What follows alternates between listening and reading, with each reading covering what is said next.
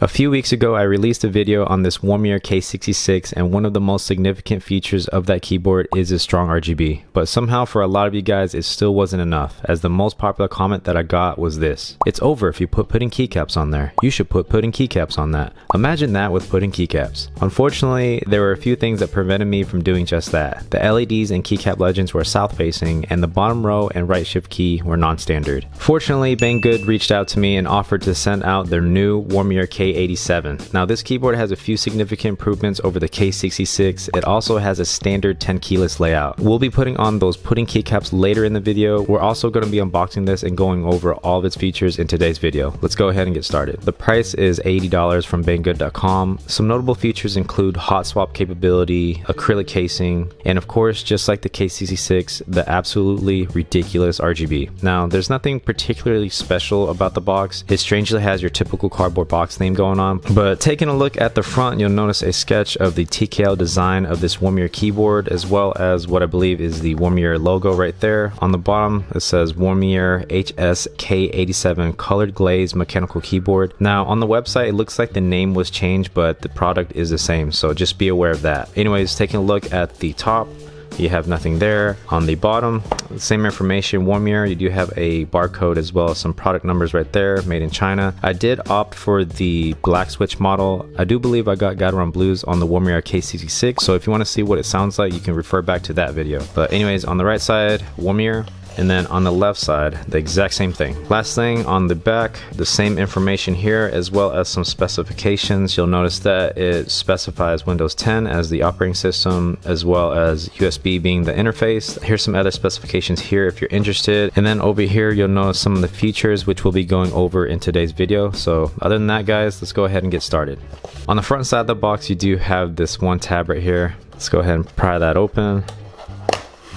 So there it is. This honestly opens up just like the previous K86. The first thing that you'll notice here in the box is this little user manual. It is thin, just one folded sheet of paper here. Product features on the top. The back, I believe, is in Chinese, so can't really read that. But here are some directions on how to control the RGB, and that's pretty much it. Let's go ahead and remove the keyboard. We'll get to that last. Let's see what else is in the box here. The first thing that I notice here is one little plastic bag. This is actually the second time I've ever seen this on all my keyboard unboxings, but you do have a little brush here if you want to possibly remove your keycaps and brush the plate underneath. To clean that out, you have this, and it is a bit soft. And then a couple more things. Obviously you do have a keycap puller. I believe that's gonna be the plastic one here. This is the plastic keycap puller. It doesn't appear to scratch your keycaps, but there's that. And then of course you have a metal switch puller. There is a little design there, so you might enjoy that. I don't really care personally, but there's that. Now the other thing that we have here is that Type-C USB cable. It is, I believe, 1.8 meters. It's white. It is a little bit rubbery and thin, but it doesn't feel like low quality by any means. So there are the ends right there, Type-C and USB Type-A. Taking a look at the bottom, there really isn't anything else, so that's pretty much it. Let's go ahead and take a look at the keyboard. So first impressions, this keyboard does look a lot more refined than the previous K86, so I like what I see so far. This is a TKL design, so you do have the F keys as well as all the productivity keys on the right side. Taking a look at the font, the keycaps, you'll notice that there is some strike through on some of the alphas and legends that have the closed loop on them, so you'll notice that alongside the L key and the 9 key and whatnot. But I will be putting on HyperX White Pudding keycaps later in the video, so stay tuned for that. We're going to be removing these keycaps, but that's how the legends look. Let's go ahead and take a closer look at the quality of the keycaps. I'm going to cop out a little bit and use my wired keycap puller, so that's just what I prefer personally. But anyways, let's take a look at this first keycap. The K86, I believe, was ABS material and it was laser etched legends. I believe these are actually double shot. As you can see there, basically two different plastics molded together. You have the legend and then you have the outside here. So these legends right here are not going to fade. They're going to be quite durable. The quality already feels a lot better than the previous keyboard, and of course this costs just a little bit more, so these keycaps definitely help justify the new price. As far as the textures on this goes, it is fairly smooth with just only a little bit of texture, so it feels really nice. nice. In this video, we're going to be highlighting a lot of the differences between the K66 and the K87, so you guys can make an informed decision. But let's go ahead and take a look at some of the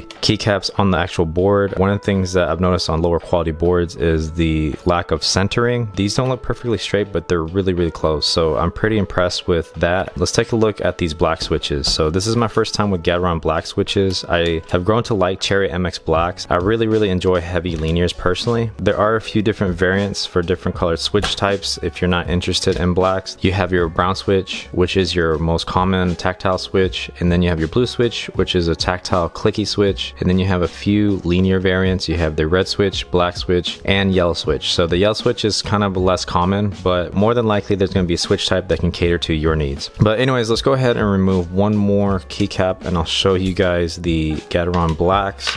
So as you see here, these are the Gateron Blacks. They are a heavy linear, as I said before. You'll notice that the housing is transparent for that lustrous RGB. Let's go ahead and remove one of them.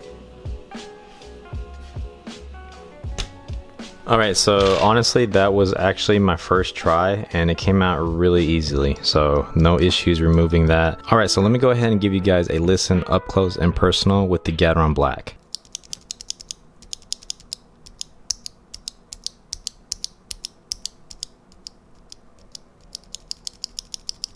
So far, feels actually pretty smooth. As far as my first impressions go, these do feel really smooth. Obviously, I haven't typed on it yet on the keyboard, but so far it feels really nice. So there are your Gateron Blacks, a clear transparent top housing for the RGB, as I mentioned earlier, and then a white housing for the bottom. And you'll notice that these are of the 5-pin design. So taking a look at the sockets here, you'll notice that they are of the 5-pin design. So these are going to be really generous when it comes to accepting different switch types. So there's no need to trim off these legs on your 5-pin switches like you'll need to do on keyboards with 3-pin hot swap sockets. So definitely a big plus in my book. Let's go ahead and take a look at the body of this keyboard. You'll notice that it has that frosty appearance. It's because that this casing is made of acrylic PMMA plastic. When we turn on the RGB, you'll notice that the RGB is really diffused. Obviously it has a really unique sound signature, which we'll get to later in the video, but one of the other perks is just having that lustrous RGB. Anyways, you'll notice that the actual design is kind of like 3 layers of that acrylic PMMA plastic, and it's kind of like these different layers that are sandwiched together. You have your top plate with the switches, and then you have the middle and the bottom plate. On my last K66, the port was actually really small and it did not accommodate all of my cables. It was actually a really tight fit for the cable that came with the keyboard. So I found that quite strange, but hopefully it's not as tight as it was. Another thing that I'll point out about the design of this keyboard is that the switches are of the floating switch design, so the switches are exposed. I like that design personally. When the RGB is on, the keys definitely look like they're floating. Another perk of that floating key design is just beautiful RGB. Taking a look at the bottom of the case, you'll notice there are 6 screws on the bottom as well as 5 screws on the top. Now one thing that you'll notice here, if you take a look at the feet, they are circular in design as opposed to that oval you'll see on the K66. On the back feet, thankfully, is a little bit enlarged compared to the front, so you will have a little bit of incline. Let's go ahead and check out the stability of those feet right now.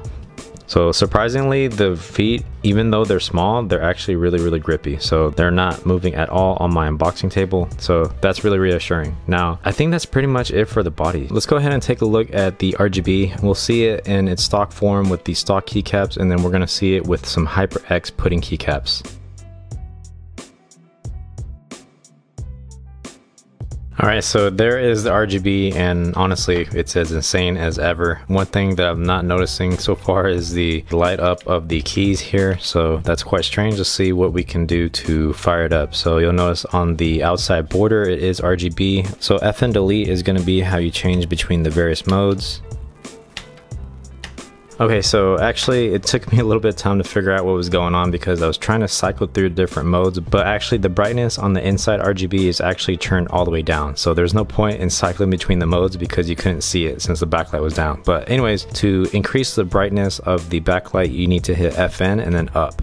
So you'll notice there that the RGB is climbing up as I press up. Now taking a better look at the RGB, this looks absolutely insane. I think the RGB is diffused incredibly well. The side RGBs diffuse really well, and then on the inside RGB, it really honestly has that rainbow effect for sure, in a different way. Instead of a rainbow effect, it's like a diffused rainbow effect. So this is actually really pleasing and absolute eye-catching. This is insane, and part of me can't even imagine or fathom what this would look like with pudding keycaps. But anyways, let's go back to switching the RGB modes. I won't go over all of them right now. I'll try to go over it at the end of the video, so if you're interested in seeing what some of the different RGB effects are, check out the outro of this video. But anyways, FN delete is going to alternate some of the RGB modes. It advertises 18 different modes in the pamphlet.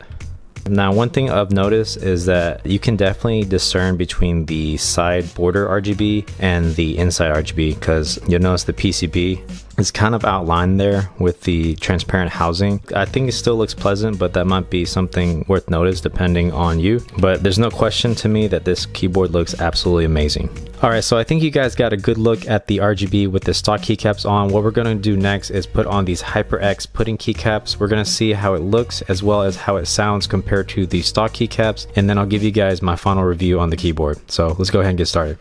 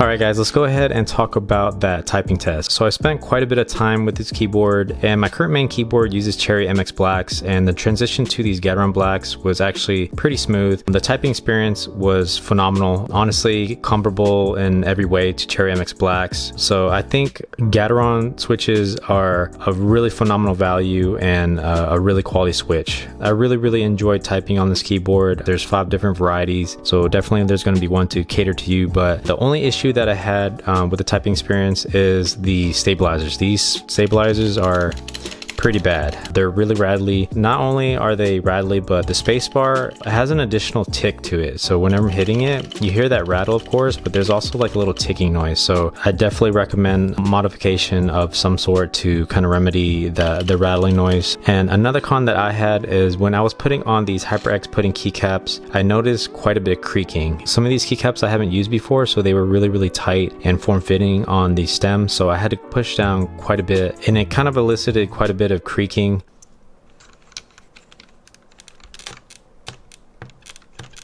I don't think under normal use, as far as like typing and gaming and whatnot, there's no creaking in that department, but just be aware of when you put on keycaps and you're replacing them, just to be easy and just take your time and be patient when putting on keycaps. Other than that, the body feels pretty solid. So let's go ahead and talk about the design of the keyboard. I don't even think I really need to point this out, but after putting on these HyperX Pudding keycaps, which I'll go ahead and note these are the previous version. I'm going to be doing a video later on comparing the previous version with the newest version. Essentially the font is different on the new keycaps, the modifiers are spelled out, and there's also an HX on the spacebar, which I personally don't care too much for, but obviously it's going to depend on your taste. But anyways, it goes without saying, the Pudding keycaps look absolutely amazing. So the Womier K87 looked absolutely insane already with the stock keycaps, but the Pudding keycaps somehow takes that to another dimension. I really honestly, genuinely, I have no words. There's no way to explain this. It looked insane already and it looks absolutely even more insane. So I don't know how that's possible, but it absolutely is. There's no angle that you can look at this keyboard and not be impressed. It's really eye-catching and it's definitely a showpiece from any angle. So like I said, from the top, the bottom, the side, it just looks absolutely amazing. This is a really interesting and unique keyboard. Anyways guys, I don't know if I have anything else to add to this review. Overall, it's been a really positive experience. If there's anything that I missed, go ahead and drop a comment below and I'll get back to you as soon as I can. If you guys enjoyed the video, don't forget to hit that thumbs up button, and of course, if you would like to support the channel, go ahead and subscribe. I will have affiliate links to this product below, so check that out. The affiliate links help me and the channel quite a bit, so if you are interested in this keyboard, please use those affiliate links. But anyways, BangGood also is having a really big sale right now, so I'm going to provide those links in the description below. Make sure you check those out. Other than that guys, that's pretty much the end of the video. I'll catch you guys on the next one. This is Little Rice Muncher Gaming signing off. Thanks.